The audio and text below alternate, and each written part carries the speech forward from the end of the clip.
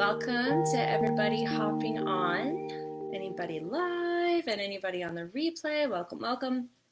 So today I wanted to hop on and chat a little bit about something that's near to my heart. I'm by no means an expert, but I have done quite a bit of research into the topic of dealing with our kids' mindset, mostly this year ever since we decided to take homeschooling on. So that's been a little bit of something that we've been working on and looking into since the beginning of the year, just for dealing with the inevitable challenges that come with homeschooling. So just to begin though, I just wanted to give you guys a little bit of an intro to who I am and how I got to where I am. Just a second. Hot coffee. It's a rarity. Okay, so my name is Ashley. I'm a mom of two. I have a 7-year-old boy and a 2-year-old girl. And I'm also a yoga instructor and a photographer and an essential oil sharer and educator. And so how I got into it all is kind of a longer story. I took a course when I was 21, a holistic nutritionist course. And, oh, hang on.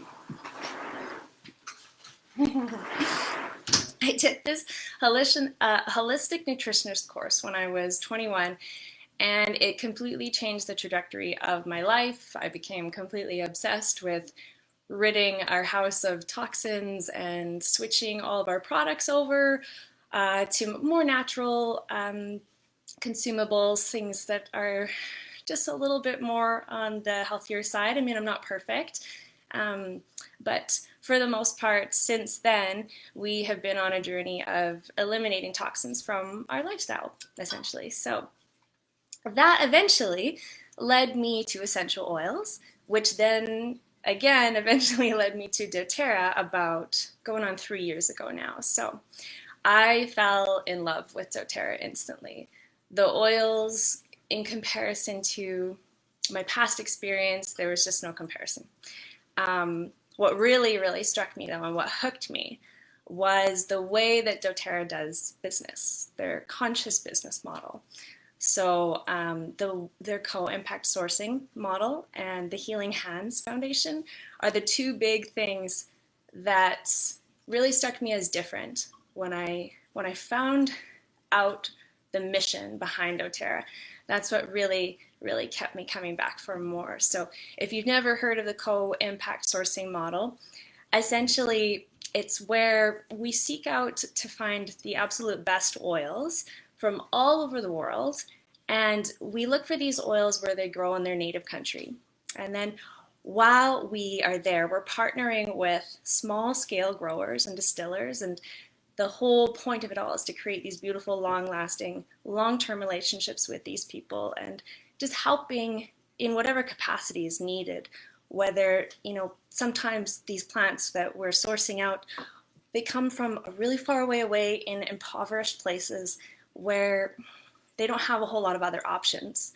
And so we're essentially fueling economy in these tiny little local communities all over the world where really this is the only thing they have. So our love for the oils is reaching so far, taking a drop of frankincense in your hand and just thinking about the journey that it took to get into the palm of your hand it's a bit humbling. And it's really just a wild thing to know that you're a part of that whole cycle and supporting those small communities and those small scale farmers. And what's so beautiful is beyond these long-term relationships that we're creating to further the economy for these people across the world is doTERRA goes in and they want to help the most. That's their model. They're source the best oils and help the most. So in whatever capacity that might be, whether it's help agriculturally or community help in the local community. So whether that's building a medical center or building a school or just water, safe, clean drinking water. So we could talk for a long time about that. But I do want to just quickly mention the Healing Hands Foundation, which goes right hand in hand with what really hooked me with doTERRA. And so the Healing Hands Foundation is our beautiful nonprofit which donates millions of dollars every single year to disaster relief around the world. And we partner with the most amazing organizations such as OUR, you may have heard of it, Operation Underground Railroad, where their sole purpose is to eliminate human trafficking. And they are actually boots on the ground, helping to save people who are already in the world, already being trafficked. They actually go in with these crazy operatives, and they go in undercover, and they actually are able to save people who are already in the mix, in the system. And then they go one step further by taking those children, those kids, those women, whoever it is, men, and they put them through recovery programs. So they're able to heal themselves through the trauma that they've been through and return to normal society eventually, you know. So anyway, I just wanted to mention a few things there about those two topics before we get started, just because that's really my why and what has always kept me coming back to doTERRA and what's really fueled my passion about it. It's a company that does business so differently than any other company I've ever known. So I thought it was really worth mentioning. But on to what I'd like to talk about. So like I said before, I'm not an expert on this topic at all, but I got a high-spirited kid, and I just wanted to share a few of the tips that we use in our house for helping him to pivot, helping him to stop and become aware of whether it's a temper tantrum or whether it's just frustration or whether he's sad or scared or whatever big emotions he's feeling. I want to share a few tips that we use in order to help him shift from whatever is going on on the one hand into a more calm, balanced, peaceful mindset on the other hand. So the first step is to find alignment in yourself. So that's like the number one. Definitely can't go any further without that one. So it's not always easy, especially when, you know, it's a meltdown and energy is running high and you are frustrated yourself and, you know, things are starting to spiral out of control. Sometimes it's so hard to remember to check yourself before moving forward. So that's the number one. Just pause and say, okay, what am I feeling? What am I feeling? What emotions am I feeling? And how can I create some space between observing that and feeling that? And then you can go forward with a better, more balanced reaction to whatever's going on.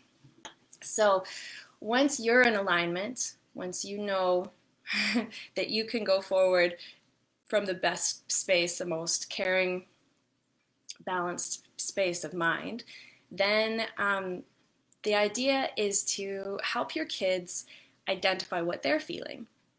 So it's the same idea for yourself.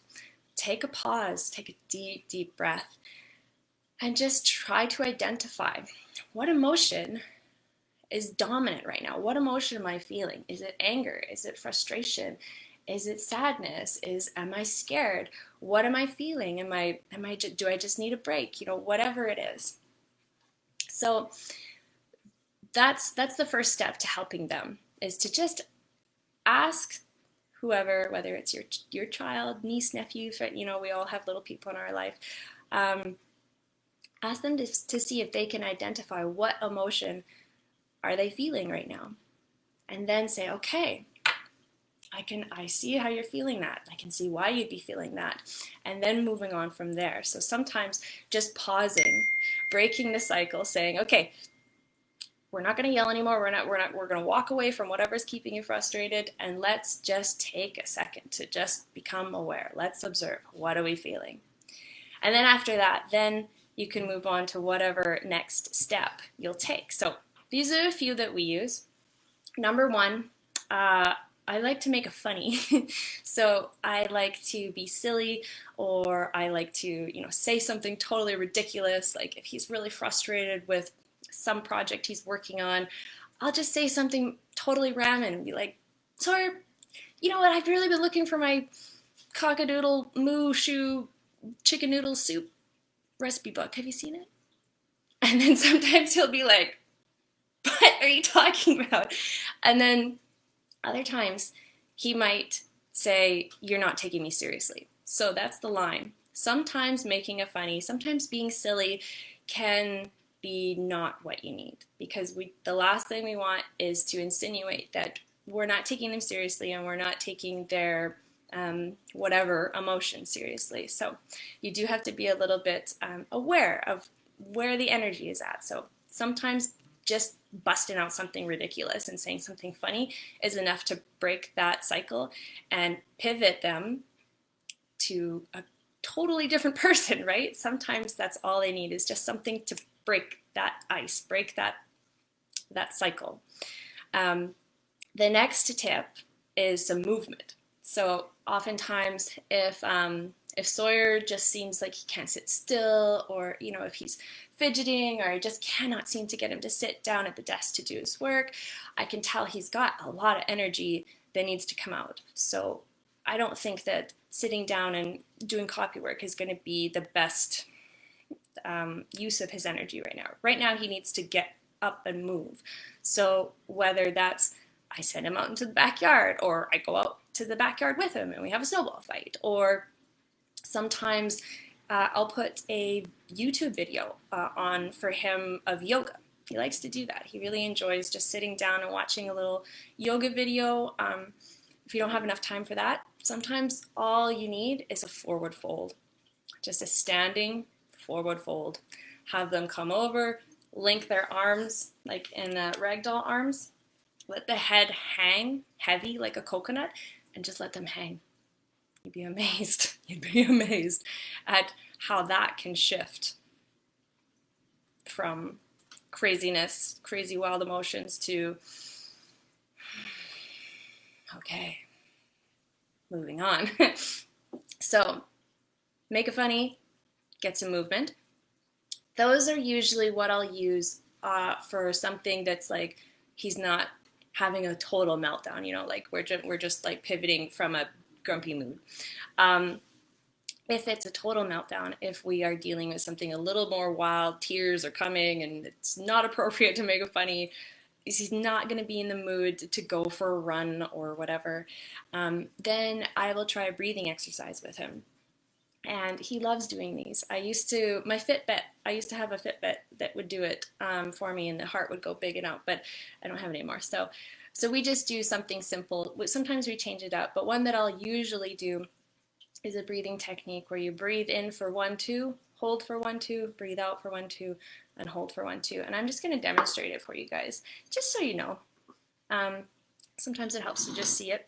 So I'm going to use frankincense just because it's handy here.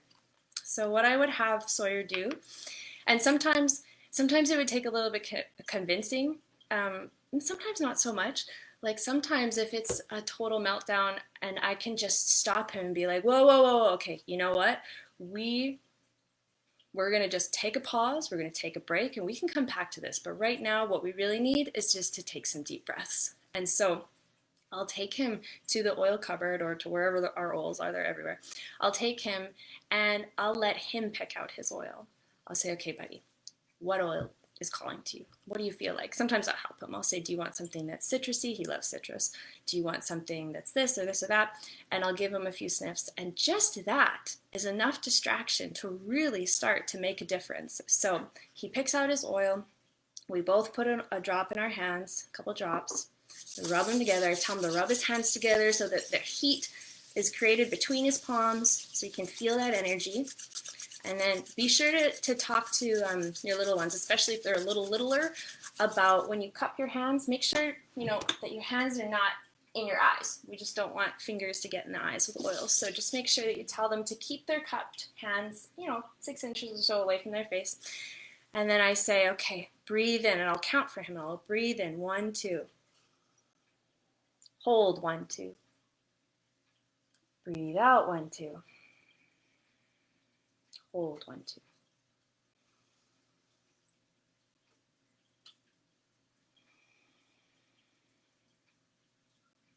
2. and so forth. So that one is always a really powerful way to shift his mindset out of whatever big emotions he's experiencing into a more calm and balanced state of mind. And the last tip I have for you, one that, again, it's dependent on the kid, right? So some kids are not huggers. Some kids don't really like to be hugged. Sawyer, he's a hugger. He's a physical type kid. So what I'll do for him sometimes when he's really frustrated and the tears are welling up and he's just like, even if it's like he hasn't quite burst, but you can see that it's building, the energy is just like, he's about to burst. A polar bear hug. So this is just where you stop, drop, and hug. I just grab onto him and I just hold him in, and sometimes he resists right in the beginning, but you just hang on and you just hug and you just hold them for like at least 15 seconds, 20 seconds.